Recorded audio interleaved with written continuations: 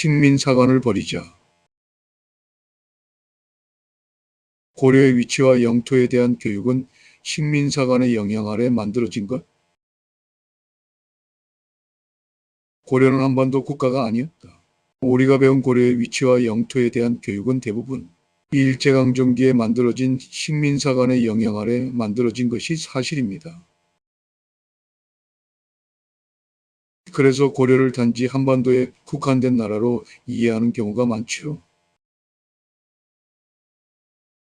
하지만 중국사서나 고려사, 고려도경, 송사 등을 바탕으로 지명과 기록을 대조해보면 놀랍게도 많은 부분이 현재 중국 동북지역, 심지어 중원 일대의 지명과 정확히 일치한다는 주장이 나옵니다. 예를 들면 송나라가 고려에 사신을 보낼 때 강도에 도착했다는 기록은 지금의 강수성 양주일대를 떠올리게 하며 병란도라는 국제무역 강도 한반도 아닌 중국 국경 부근에 위치했다는 해석도 설득력을 얻고 있습니다. 그리고 천문기록, 귤제배지기록, 전쟁기록 등을 종합해보면 고려의 중심지 지금보다 훨씬 더 북쪽 심지어 황하 이북과 중원, 일부까지 포함했을 가능성을 제기하는 학자들도 늘어나고 있죠. 이처럼 사료와 지리적 비교를 통해 다시 바라보는 고려의 역사는 단순한 지역 문제가 우리 민족의 정체성과 주권의식을 되찾는 데 매우 중요한 작업입니다. 조선 총독부가 주장한 고려국경. 오늘은 왕건이 세운 진짜의 고려의 영토에 대하여 역사적 기록을 검토해 보겠습니다. 지금 학계에서 가리키는 고려의 영토는 완전히 잘못되었습니다. 고려의 영토가 서북쪽은 압록강이고 동북쪽은 함경남도 함흥까지라고 합니다. 고려의 윤관 장군이 동북쪽으로 동북구성을 개척하였기 때문에 지도상의 위치가 고려의 영토였다고 합니다. 그러나 역사적 기록과 전혀 부합하지 않는 것이 내용입니다. 그런데 이러한 고려 영토에 대한 지도는 조선 총독부 일본인들이 만들어 준 것으로서 아무런 역사적 근거가 전혀 없는 매우 잘못된 지도입니다. 오늘은 정말로 놀라운 고려의 진짜 영토에 대하여 역사적 기록을 검토해 보겠습니다. 실제 고려국경. 고려사에 의하면 우리 해동은 삼면이 바다에 막혀 있고 한 모퉁이가 육지에 이어져 있는데 그 폭과 둘레는 거의 만리나 된다. 그 사방의 경계는 서북은 당나라 이래로 압록강 현재의 유하을 경계로 삼았고 동북은 선출령을 경계로 삼았다.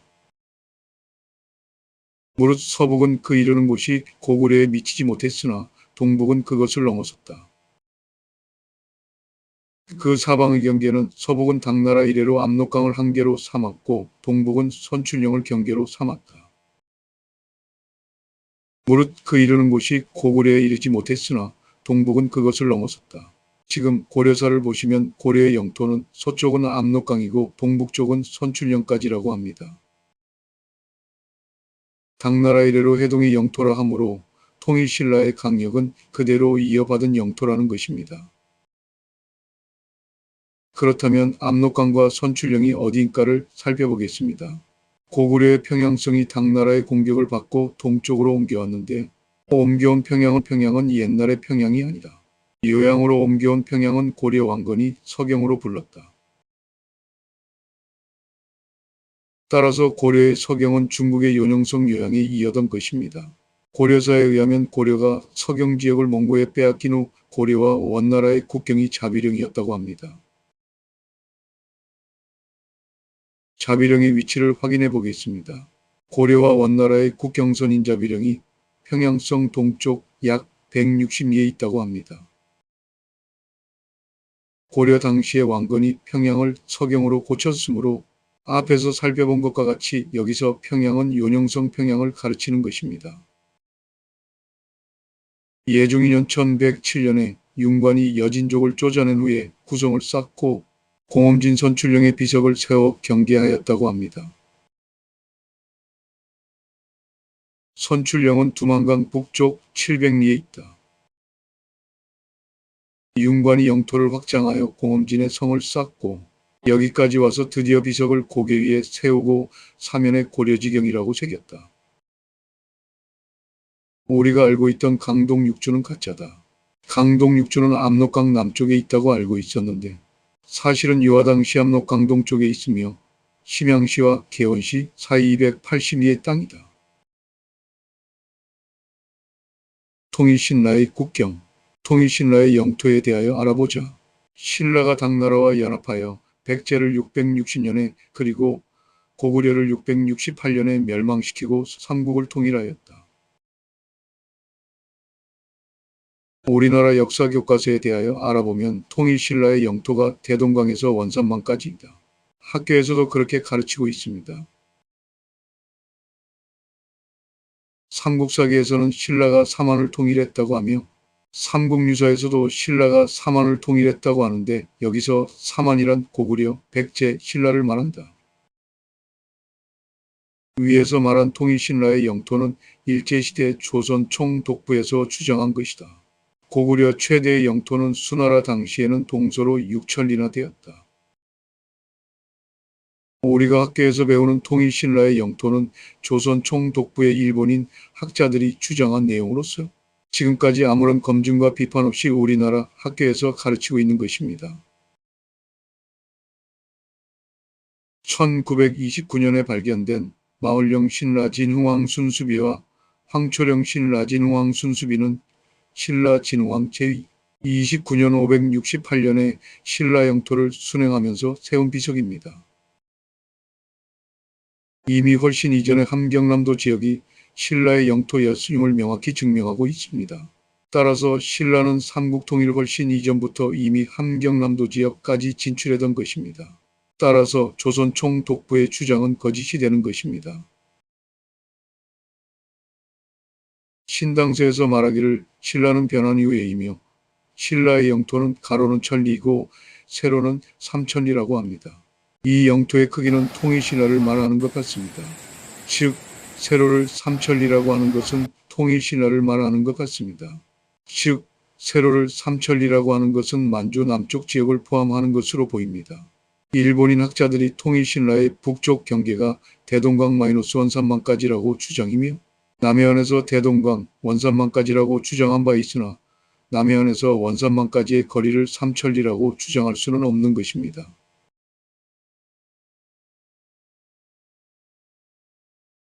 따라서 이러한 지도는 역사적 근거가 없는 잘못된 지도인 것입니다. 묘사에 의하면 요나라가 고려를 정벌하려고 하는데 동쪽으로 고려를 정벌하려고 합니다. 이 이야기는 고려가 요나라의 동쪽에 있었다는 것입니다. 그리고 요나라가 고려에 땅을 주었는데 압록강 동쪽 수백리 땅을 주었다고 합니다. 이 내용은 고려 당시 압록강은 동서로 구분하는 강이라는 것입니다.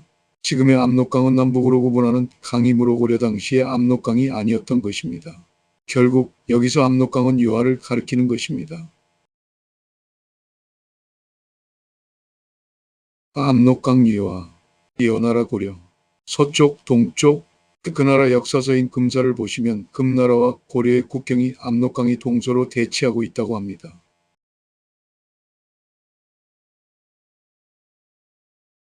다시 말하면 금나라 때까지도 고려가 당시의 압록강이더니요. 하를 경계로 금나라와 국경선을 이루고 있었다는 것입니다. 명청나라 이전에는 지금의 요하를 압록강이라 불렀다고 한다.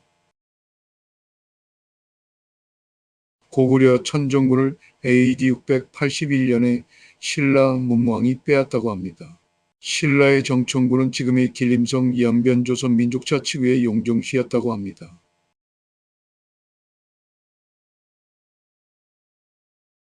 인하대의 고조선 연구소는 문헌사료와 고고학적 발굴성과 등을 분석한 결과 북송대 학자인 왕종 이 금나라 상경으로 가면서 기록한 사료에 현재의 중국 연영성, 개원시를 지나면서 동쪽으로 신라산이 있다는 부분은 중국의 길림성 합달령을 말하는 것으로 보았다.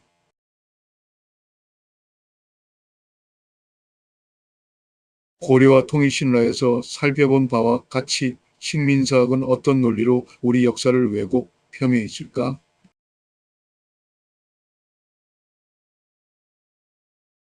이번 글에서는 일제 식민사학이 주장한 논리들을 하나씩 파헤쳐 보도록 하자. 식민사학의 이론. 일제가 조선에 이식한 식민사학은 우리 역사를 폄훼, 축소함으로써 우리 민족의 민족의식을 약화시켜 식민지배에 복종시키고 근대화 문명개화 등을 내세워 일제의 식민지배의 정당성을 강조하는 주장들로 점철되어 있었다. 식민사학이 내세운 논리들은 일제 패망과 더불어 사라지거나 해방 후 남북 사학계의 노력에 의해 일정 부분 극복되었으나 여전히 그 망령이 남아 식민지 근대화론 등의 형태로 오늘날까지도 적지 않은 영향을 미치고 있다. 식민사관은 일제강점기 일본이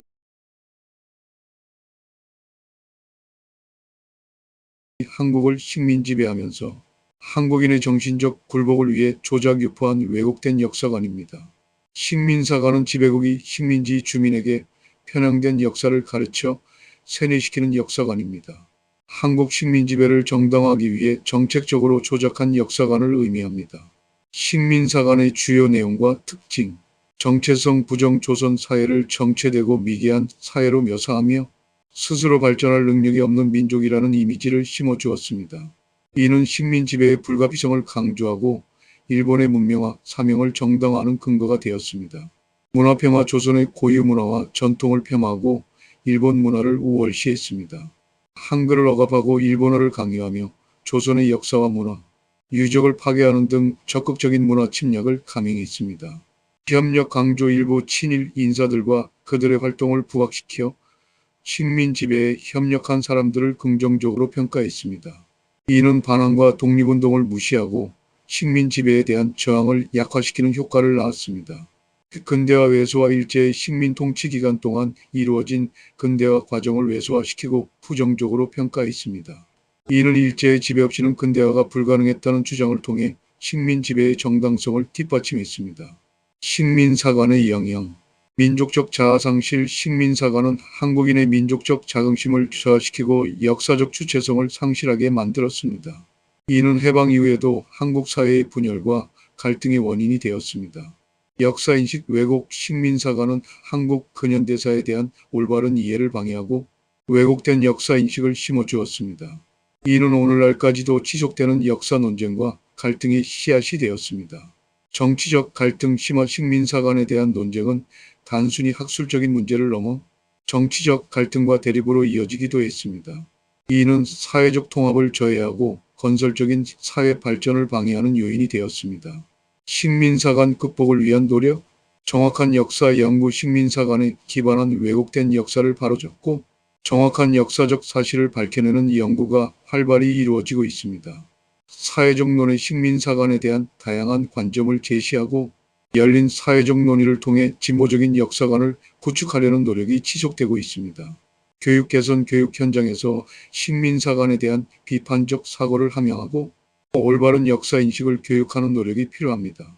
국제적 연대. 식민 지배의 역사와 경험을 공유하고 국제사회와의 연대를 통해 식민사관을 극복하기 위한 노력이 필요합니다. 결론. 식민사관은 단순히 과거의 문제가 아니라 오늘날 한국 사회가 직면한 중요한 과제입니다. 식민사관을 극복하고 올바른 역사인식을 확립하기 위한 지속적인 노력이 필요합니다. 이를 통해 우리는 건강한 민족 정체성을 회복하고 한국인으로서 자부심을 갖고 올바른 역사관을 심어 더 나은 미래를 만들어 나갈 수 있을 것입니다. 지금까지 정도령 정혜능이 말씀드렸습니다. 구독과 좋아요는 영상 제작에 큰 힘이 됩니다.